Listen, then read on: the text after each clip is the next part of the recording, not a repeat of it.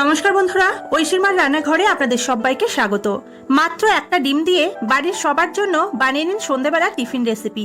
আশা করছি আজকের রেসিপিটি আপনাদের ভালো লাগবে। অবশ্যই অনুরোধ রইল রেসিপিটি সম্পূর্ণটা দেখার জন্য।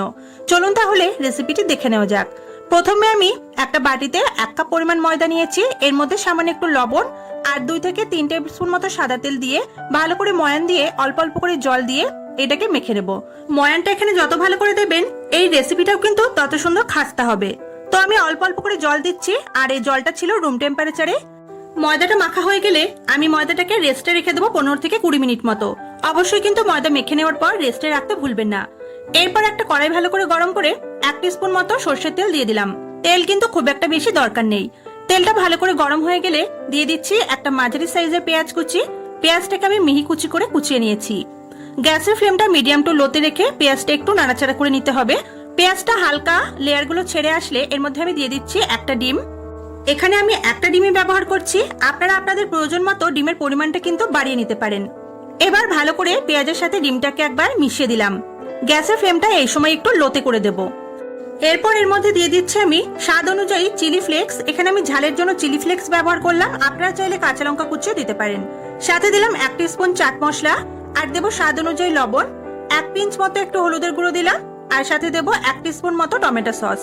এবার সমস্ত কিছু ভালো করে একসাথে মিশিয়ে আমাদের এটাকে 1 মিনিট সময় নিয়ে একটু ভাজা ভাজা করে নিতে হবে। এখানে যদি আপনারা চাট মশলা হাতের কাছে না পান তাহলে অল্প ধনে গুঁড়ো আর জিরে গুঁড়ো মিশিয়ে 1 চামচ মতো ব্যবহার করতে পারেন। পুরটা আমাদের রেডি হয়ে গেছে। এবার এটাকে নামিয়ে ঠান্ডা করে নেব। যে ময়দাটা মেখে রেখেছিলাম সেই ময়দা থেকে ছোট ছোট করে লেচি করে নিতে হবে। যেরকম আমরা লুচির জন্য লেচি করে থাকি আমি সেরকম ছোট ছোট করে লেচিগুলোকে বানিয়ে নিলাম।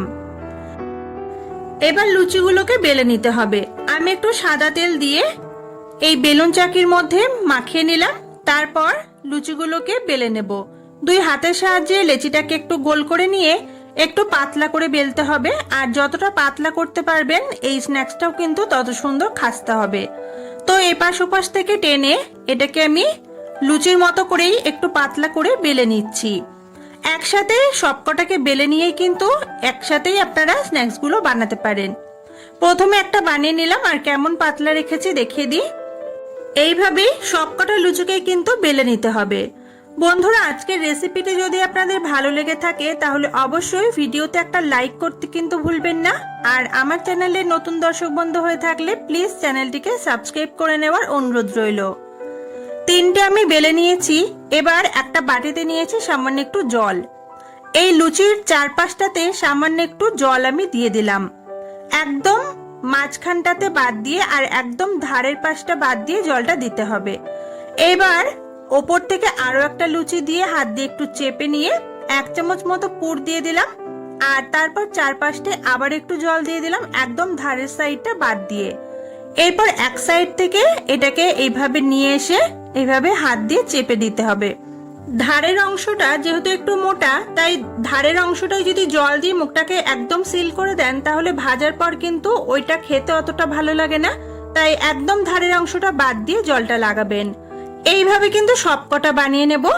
আর এরপর এগুলোকে ভেজে নেওয়ার জন্য আমি সাদা তেল ভালো করে গরম করে নিয়েছি।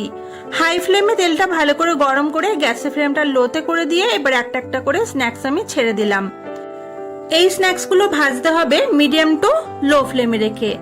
আর একদম হাই ফ্লেমে দিলে ওপর থেকে খুব তাড়াতাড়ি কালার চলে আসবে, তাতে ভেতর থেকে কিন্তু ভালো মতো ভাজা হবে না। ওপর থেকে এইভাবে একটু তেল দিতে থাকবো।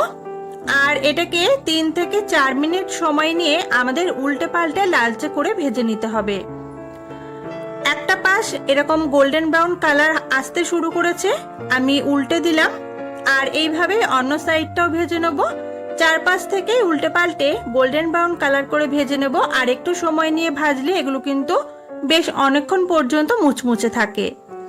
তো দেখতেই পাচ্ছেন এগুলো কিন্তু গোল্ডেন ব্রাউন কালার করে ভাজা হয়ে গেছে। এবার আমি এগুলোকে ভালো করে তেল ছড়িয়ে তুলে নেব। আর যে কটা আমার তৈরি হয়েছিল সেই সব কটাকেই একই রকম ভাবে ভেজে নেব। আমি যে উপকরণটা ব্যবহার করেছি তাতে করে মোট 5টা স্ন্যাক্স আমার তৈরি হয়েছে। আপনারা আপনাদের বাড়ির সদস্য অনুযায়ী এর পরিমাণটা কিন্তু বাড়িয়ে বা কমিয়ে নিতে পারেন। তাহলে বন্ধুরা, আজকের এই রেসিপিটি আপনাদের কেমন লাগলো অবশ্যই কিন্তু কমেন্ট করে জানাতে ভুলবেন না। রেসিপিটি যদি ভালো লাগে বন্ধুদের সাথে অনেক অনেক শেয়ার করার অনুরোধ রইল। আমার চ্যানেলটিকে সাবস্ক্রাইব করে পাশে থাকা বেল আইকনটা প্রেস করে রাখবেন নতুন নতুন রেসিপি দেখার জন্য। আজকের মতো এই পর্যন্তই। সবাই খুব ভালো থাকবেন, সুস্থ থাকবেন। টাটা।